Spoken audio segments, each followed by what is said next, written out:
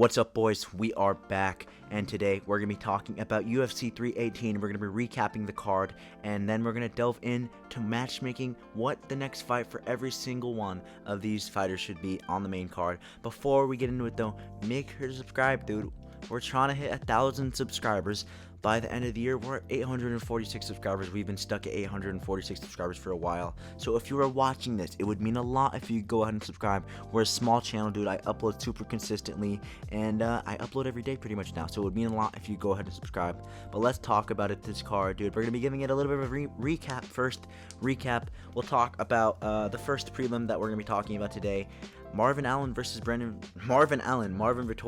Brendan Allen. It was a pretty good fight. I'd say one of the best fights I've seen in terms of just brawling. Both of these guys hate each other. They just went at it for 3 rounds, and yeah, man, there was a bloody fight, back and forth. Not much wrestling. Brendan Allen didn't incorporate his wrestling much, so I got to give him credit. Brendan Allen's just a better fighter. We're not going to be giving these guys a matchup because they're prelims, but still, dude, I'd like to see Brendan Allen. Actually, Brendan Allen is one of the guys who will be getting a matchup because let's just say he's going to be facing someone who got a win on the main card. And Marvin Vettori, dude, I'm not going to be matchmaking you because who cares about you, bro? No one cares about you anymore. I don't know how this guy ever fought for a title. Marvin Vettori literally sucks at this point. Then we had Vinicius Oliveira versus Kyler Phillips. I didn't get to watch this whole fight. You know, I was kind of doing something when this fight happened, and it was a pretty good fight from the commentary. I was listening to only the commentary, and the commentators were going crazy, so I assume this was a good fight.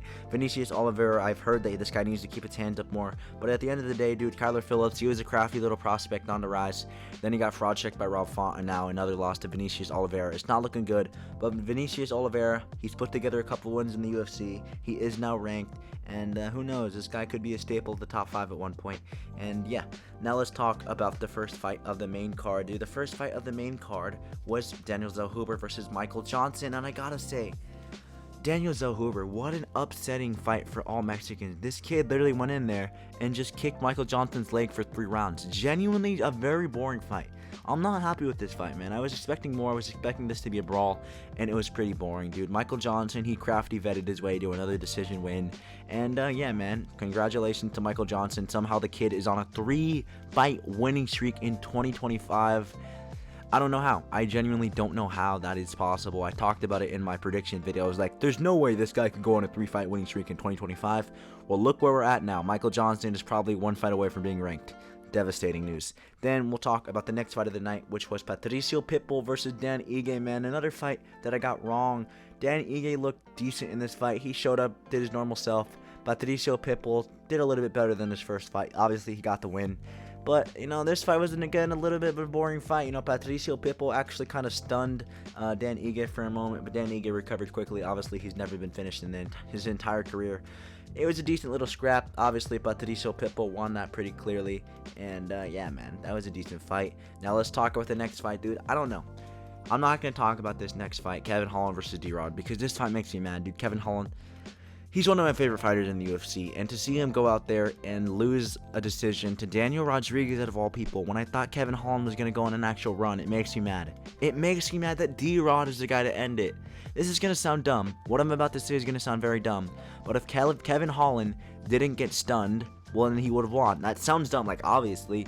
Kevin Holland, he got caught in that first round. He got caught, he got unlucky. I think on his day, Kevin Holland easily wins that fight. He easily wins that fight. That's an easy win. He got caught in the first round. Very unexpected. He was winning before that, and obviously it went downhill. The second round, he was still recovering. He got caught again. And then the third round, he was finally beginning to recover, and we've seen him actually lock in. He stunned D-Rod. Couldn't get the finish. I was jumping up and down, praying this guy would get the finish, but he started throwing up flying knees. Oh my God! See how mad it makes me. Kevin Holland should have won that fight, and now we got to start all over from 0. Hopefully, he still wants to keep 7 fights this year. I think we're at 4, so just 3 more to go. But yeah, I'm very mad at Kevin Holland. Somehow we have Daniel Rodriguez in the rankings in 2025. Makes me mad, dude, because these are not the type of guys that Kevin Holland usually loses to. He actually loses to decent fighters. You look at his losses, dude. He's lost to JDM. That's a great win. JDM's the current champion. He went to split decision with JDM. He's lost to He's lost to Roman Dolidze. Roman Dolidze was an injury loss. You know, we don't really count injury losses as much. MVP he lost to because Bellator guys have plot armor on their debut. It sounds like I'm coping, but Kevin Holland usually doesn't lose to the fighters who have been around for a while. D-Rod's like 39, doesn't lose to those type of guys. And yeah, he actually lost this time, so pretty sad from Kevin Holland. And let's talk about the co-main event. Paulo Costa, the Eraser, finally getting a win against Roman Kopylov. And I just want to start. This is going to be a rant. I'm going to go on ranting for like 5 minutes. Why are we overestimating Paulo Costa so much now? He got one win over Roman Kopylov, who has never been tested in the UFC. His best win is Chris Curtis. And we are acting like vintage Paulo Costa is back. I don't even think Paulo Costa is back. I don't think he's better than he was before. I don't think he's back. And I don't think he'll ever reach those heights again. I watched Lucas Tracy's video. This kid yapped for 5 minutes talking about Paulo Costa is back, man. We have vintage Paulo Costa back. I think he's one win away from a title shot. What? Paulo Costa had one win in his last 5 fights before this. And you're going to tell me that he deserves a title shot? Are you joking? He's not anywhere near a title shot. Paulo Costa beat Roman Kopylov. Roman Kopylov was a bum. His coaches were selling the parlay. And yeah, man, at this point, I was 0-4 on the main card. I'm not going to lie. I was 0-4 on the main card. I went 8-1 on the prelims. We had a generational run on the prelims, boys. And then the main card came and we had a generationally bad run on the main card. So I was hoping that Dustin Poirier would not go in there and fluke a win over Max Holloway, because that would mean we would go 0-5 on the main card, something that has never been done in the history of this channel, and I hope it never gets done. But obviously, we know what happened in the main event. Max Holloway gets a decision win over Dustin Poirier. Exactly how I said, dude. Exactly how I said. I said, this is going to go to decision. I can confirm that there's no way that the MMA gods would be too cruel to have Poirier get finished in this final fight. I said there would be no knockdowns in this fight. I was wrong. Both of these guys got knocked down at least once. And that's pretty crazy. I didn't expect that. I really didn't. It was a very entertaining, very fun fight. Poirier stunned Holloway. I was not expecting that, dude. Maybe Holloway's chin is cracked. Maybe Ilya really did something. And I don't know, man. Max Holloway's chin is not the unbreakable thing we once thought it was. Max Holloway obviously stunned Poirier in the first round, dude. Everyone in my theater, I went to the movie theaters to watch this. Everyone in the theater was booing, dude. They were so scared Dustin Poirier was going to get finished in the first round after an entire card had been built around him. And I honestly, too, was hoping that he wasn't going to get finished. But it was a very fun fight. Obviously, fight of the year, like I said. And it's similar, I'd say, exactly how I predicted it. Very similar to their second fight, except the roles were reversed. This time around, Max Holloway started off fast. He got 2 knockdowns pretty much, and he was just controlling it. And then all of a sudden, Dustin Poirier turned it up, and then we just had a brawl the rest of the fight, identical to their second fight, except the roles being reversed. And I got my prediction right, which moves me to 9-3 on the pay-per-view predictions for this channel. Pretty good record. And yeah, man, it was a fun fight. I'm glad we got this. Fight of the year, probably. Not fight of the year. Fight of the year contender, probably. Fun fight. And now let's move on to my matchmaking. What we're going to do with Michael Johnson, we'll start off. He got a win over Daniel Zellhuber, who I think we should give him next. You know, you knock out one Mexican prospect, we'll give you another one. We'll give you Manuel Torres. Manuel Torres, obviously, he just knocked out Drew Dober. Before that, he had an unfortunate loss to Ignacio Bahamondes. But I think this match is kind of like a #1 contender spot for the rankings. You guys know what I mean? Like, the winner of this fight gets a ranked fight. The winner of this fight, like, you're not going to get a ranked fight, Michael Johnson. You're just not. Right? That's not how this works. But you can get an opportunity to get a ranked fight, if you know what I mean. Manuel Torres, just outside the rankings, dude. Like I said, he just knocked out Drew Dober in pretty dominant fashion. And I think that this fight could definitely determine who... I mean, maybe the winner of this fight can even get ranked, potentially. I don't know. But I think this fight should definitely be the fight before a ranking spot. You know, it's crazy that Michael Johnson is just 1 win away, or 2 wins away, I guess now, from a top 15 spot. He might even be 1 win away. Pretty crazy. I think Manuel Torres would chin him in the first round. You know, Michael Johnson's chin is a little bit iffy, but you know, it's nice to think about. Now let's talk about Zellhuber's next matchup, and I guess we'll do this.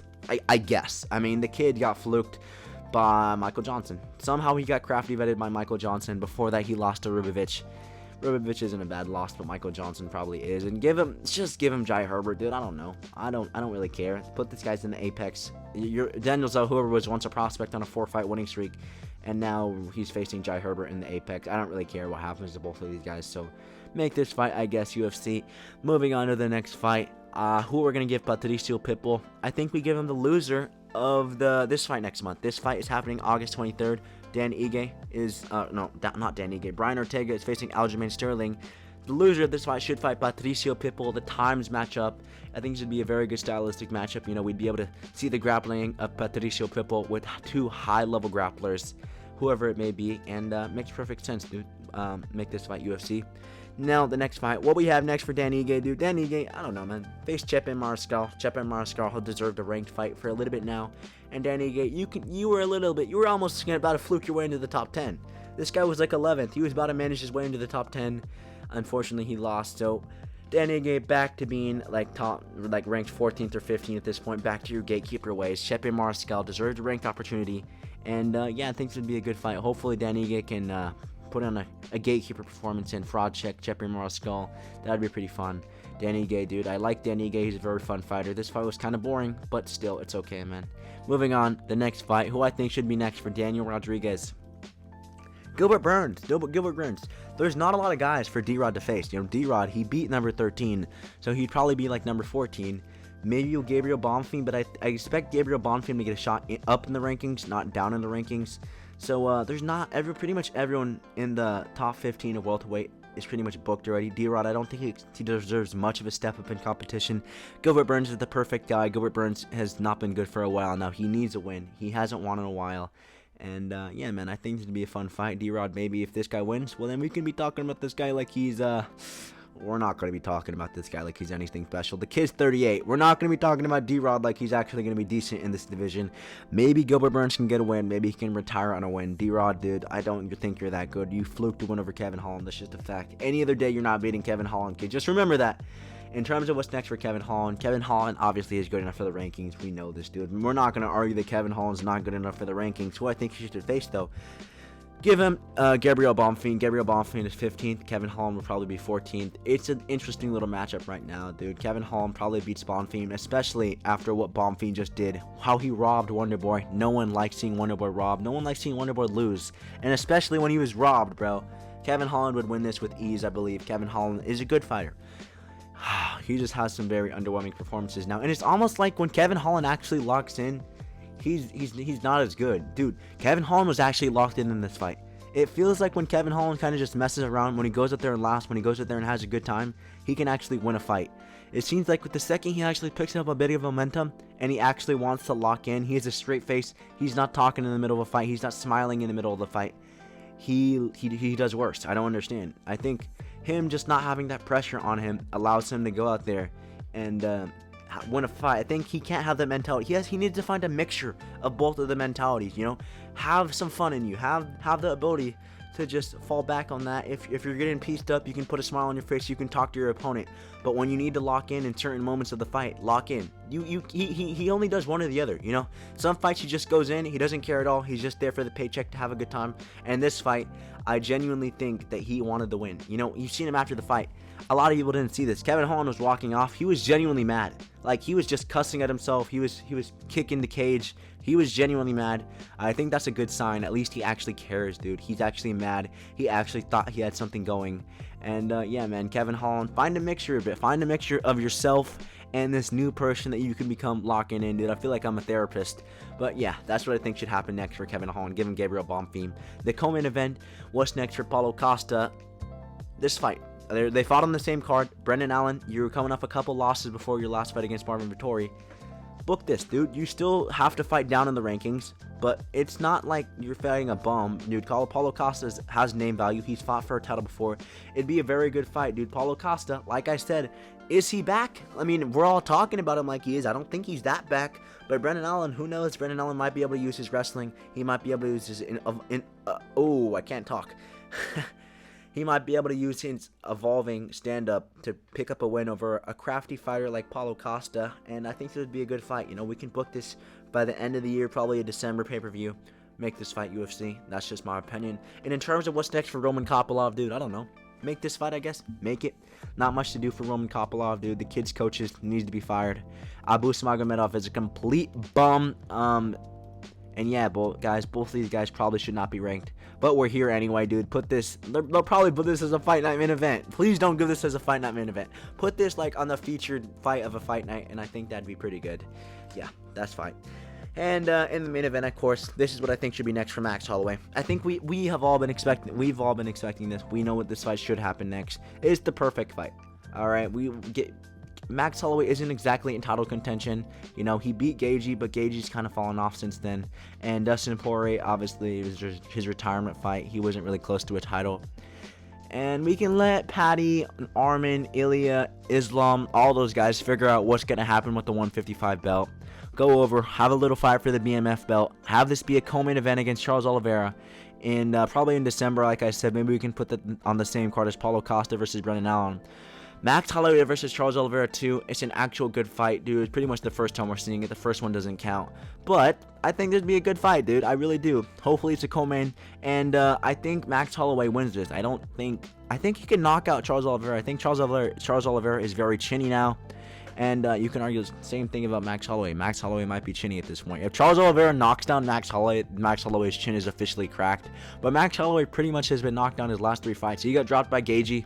The judges didn't want to count it as a knockdown, but we all know that was a knockdown. Obviously, he got knocked out by Ilya Poirier, and he got knocked down by Dustin Poirier. So who knows? Maybe his chin is not unbreakable anymore. I'm not saying Charles Oliveira is this one-hitter quitter type of guy, but I think he beats him, dude. I think he just outboxes him. I think Charles Oliveira's chin is completely cracked now. At least Max Holloway wasn't flatlined. Charles Oliveira was completely out, dude. His eyes rolled back at the back of his head, dude. Charles Oliveira's chin is probably done. I think Max Holloway can expose that. I think it can expose the chin. And if Max Holloway does this, he retains his BMF belt. Well, then we can probably argue for him getting a title shot. And yeah, man, that's going to do it for today's video. If you guys enjoyed, leave a comment. Let me know.